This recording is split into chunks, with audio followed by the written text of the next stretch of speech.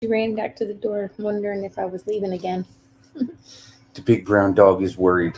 You can't see her because she's underneath the defense and repair node uh, title. So tonight we're going to talk about defense and repair, and I have figured a workaround the not being able to do all the fancy stuff. Hey Brutus, sit down. Sit down, girl. So we're going to work on or off of a set of slides, and I'm going to blow that up and bring this up, and just, everybody's always learning. And when I first started doing functional medicine, as you can see with this patient, you see this defense and repair node is very high on their questionnaire. And I would start to address this, and that needs to be addressed, but is it a primary node? And the more I do this, and the more I talk to other functional medicine doctors, and the more I get into it, I see that this is a primary node, and this is a primary node. This is a primary node, and this can be. It just depends on if somebody has toxins and are really slow detoxifiers. But this assimilation node drives everything. And you can start to see this person's symptoms. How they overlap. And since we're looking at defense and repair, which is your immune response. So think about this as those people who have had like COVID. When we talk about COVID and the COVID response, people who do not have this node under, the analogy is a bouncer. If you own a place and you hire a bouncer, the bouncer is the immune system. If there's a bad actor in the place, you want the bouncer to stand up. You want him to go grab whoever he needs to grab, and then you need to have him throw him out, and then you want him to go sit back down. But if the immune system isn't working that way, and it doesn't turn itself off, so it doesn't modulate itself, then all of a sudden you have what we had during the pandemic, which is a lot of people who had comorbidities, unfortunately passing away. I mean, we had friends and family pass away as well. And that's because this node here doesn't regulate itself. So it's not able to turn off. And we'll go over some of the key nutrients and ways to modulate this naturally on down a few slides down. We only have a few slides to go through here, but you can start to see how when we do our questionnaire with people, we automatically have their symptoms starting to go into the nodes that they correlate with. So this person has bleeding gums, and bleeding gums is also an issue with structural node. Tooth pain, these two overlap with tooth pain. The assimilation node also overlaps with tooth pain. So you can see how these things all start to interrelate, and that's very important. But like I said, I mean, if you ask Jess, what's more important, defense and repair or immune, and how does the immune compare to like structural, or how does it affect it? What's been your experience with using the bioidenticals in your structural, your cell health in particular? Oh, it jumped crazy high compared to what it's been. So her cell health, it's the biggest single jump with getting her hormones in. Once we got the hormones in, she jumped an entire point, and usually we only jump a tenth of a point. And so that was amazing to me. That was on par with what I see people do with exercise who don't exercise. So then we're going to start to look at, if you remember looking at the previous slide, look at this altered intestinal permeability. This is how things trigger. So what do we start to think if somebody has a bunch of food allergies, a bunch of food sensitivity? Leaky gut. Leaky gut. So this altered intestinal permeability starts to give you lots of food allergies, lots of sensitivities, and lots of intolerances. And I would almost think more about sensitivity and intolerance than I would actual allergies. You got to be really careful, especially when speaking to medical doctors about allergies. In my realm, it's more of a sensitivity and an intolerance.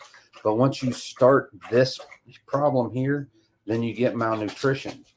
And then you have an increased uptake of toxins and lipopolysaccharides. And if you go to the National Institutes of Health website and you start to look up lipopolysaccharides and all the diseases that they correlate with, it's every one of the diseases that they correlate with. And then this is one of the 3 things that you have to develop an autoimmune disease. So if you have altered intestinal permeability, if we can quell that, if we can get you on something to bring the mucosa back, and we can get you to avoid the foods that you're sensitive to, and we can allow that gut time to heal, then we can halt a lot of these problems.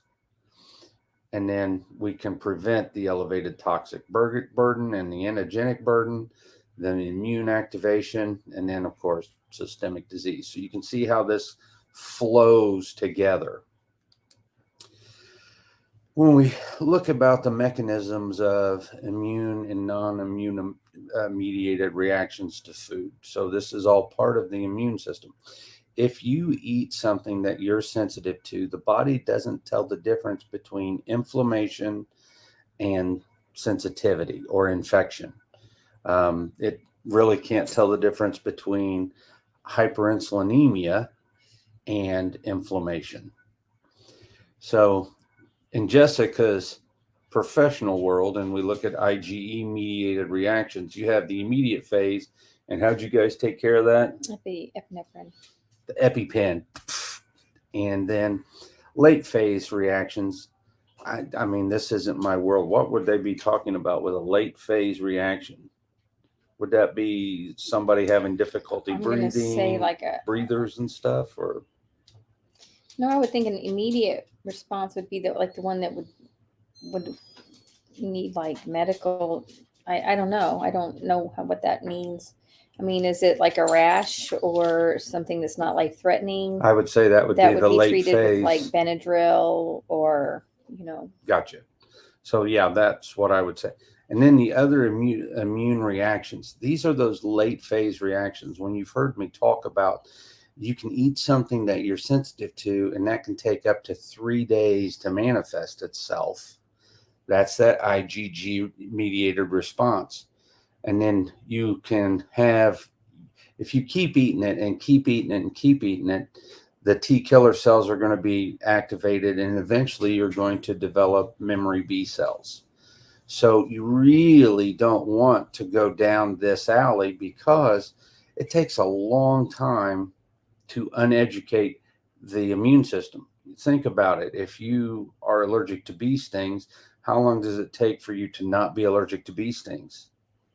Well, never really, because you really don't want to test that theory, because you really don't want a life-threatening disease. You'd have to go through years of like challenging the. We don't do what they call slit therapy, and that's sublingual immuno challenge. We don't do that, but we can get you in contact with people who do.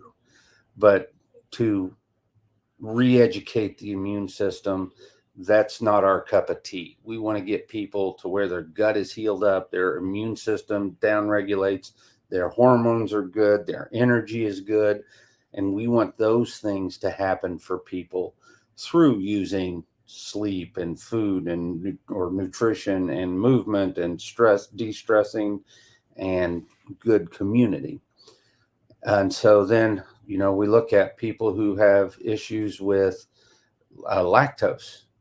These all cause problems in the immune system. Do you have anything you want to add there? Mm-mm. So how do we start to modulate the immune system? Here's my favorite family, the omega-3s. And if you look at alpha linoleic acid, what is alpha linoleic acid good for?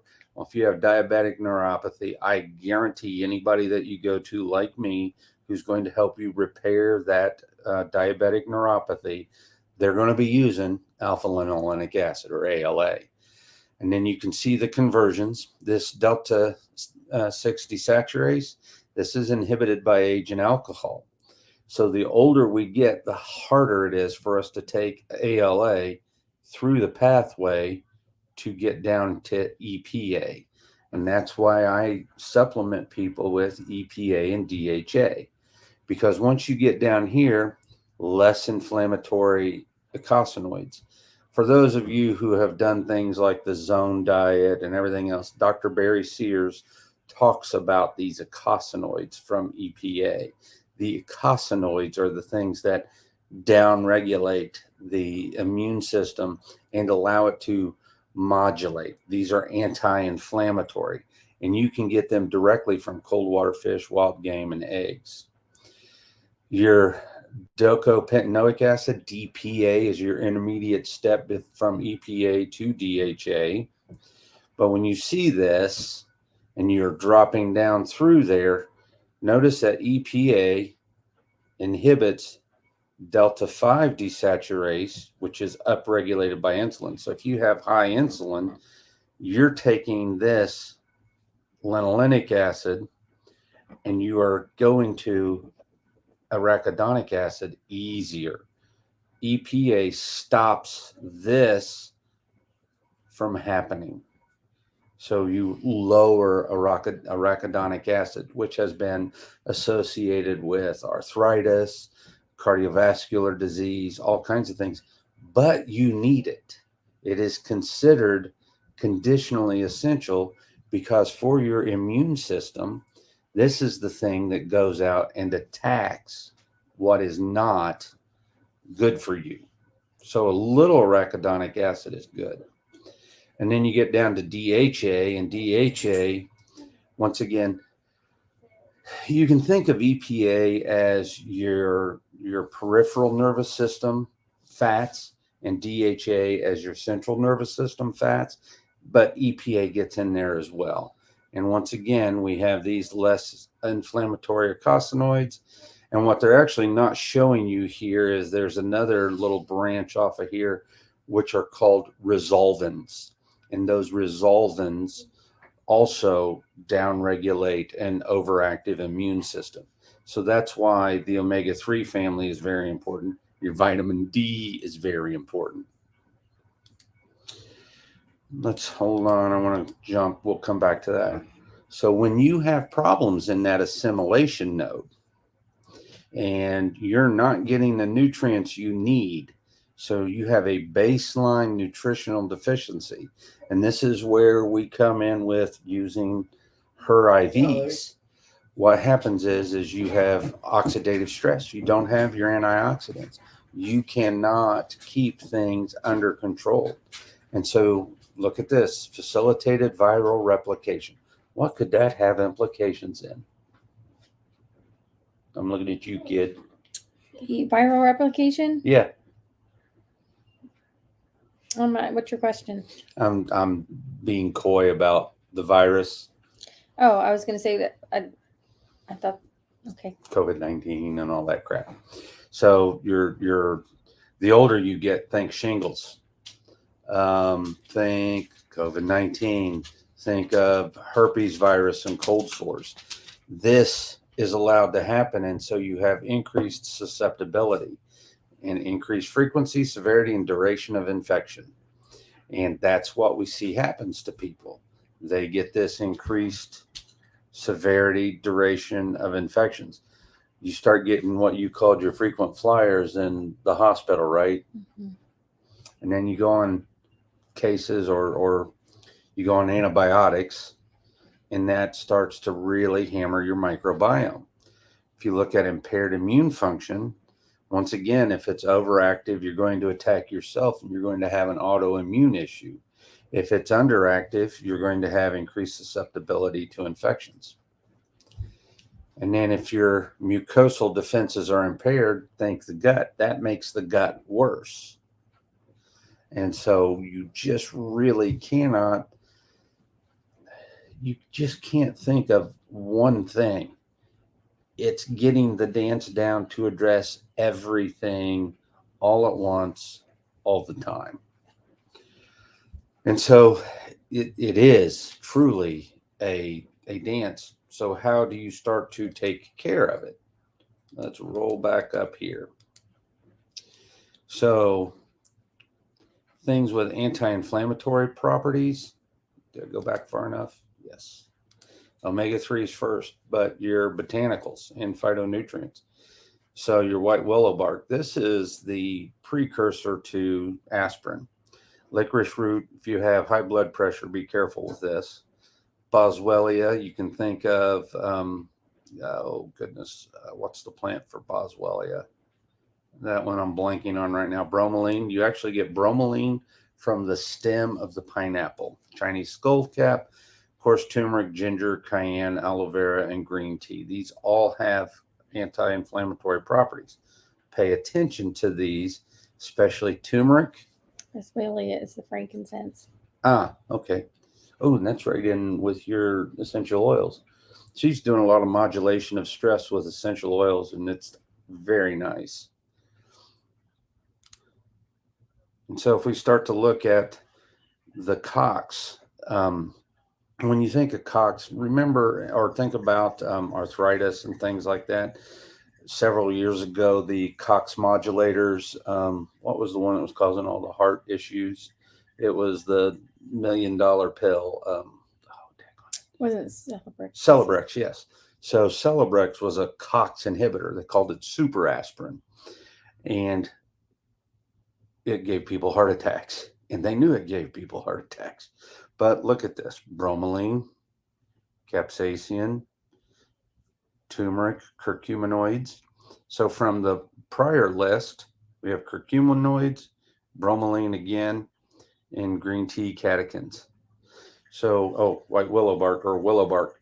So once again, you're looking at these things that, you know what, how hard is it to throw a little turmeric in your coffee, in your smoothie, in your salad, in your food? How hard is it to throw ginger in there? If you're going to make a smoothie, make up a bunch of green tea and use that as your base. These are all things we have flyers for, we teach you to do, because it's all basic, just trying to help your immune system. And once again, NF kappa B. So you're looking at the things that start to do the natural killer cells. So willow bark, once again, turmeric, black tea, and green tea. Brassica vegetables, that's why you hear us talk a lot about, broccoli, Brussels sprouts, and stuff like that. Pomegranate, I love that. Also, those are anti-inflammatories. Mm-hmm. Yep. And so a lot of your foods have multimodal effects. That's why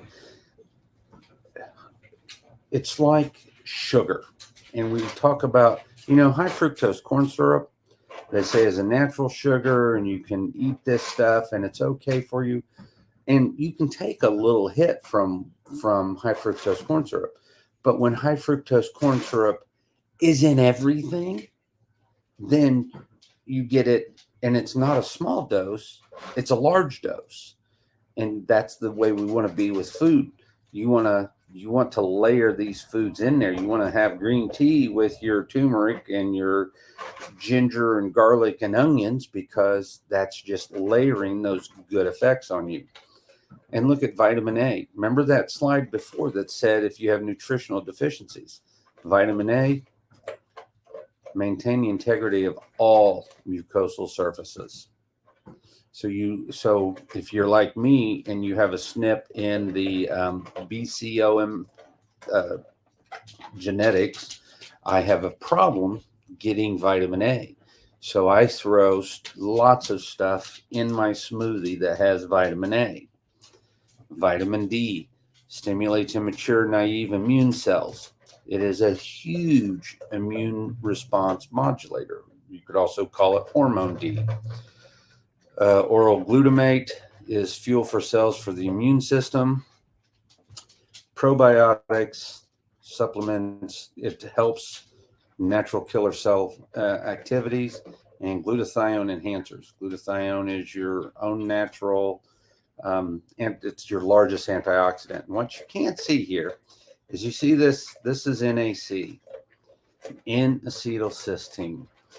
I want you to go online, go to Amazon, and look up NAC. See if you can even find it, because they're trying to take it off the market. And it has been something that I've used and other functional medicine doctors have used, because all the side effects are positive and they're taking it off the market. They want to make it an actual prescription. And so don't let them do it. And Botanicals, large.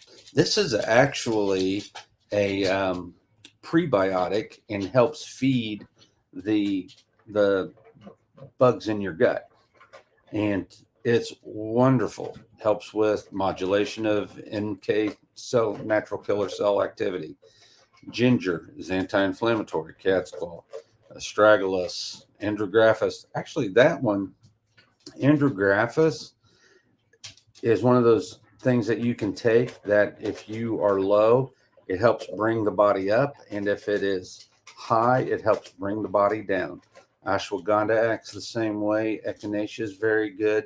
These are just things that are nice to make a tea out of and to cook with and things of that nature, so that you're getting all the enhancements that you need for the body. I think, I mean, you're seeing these things.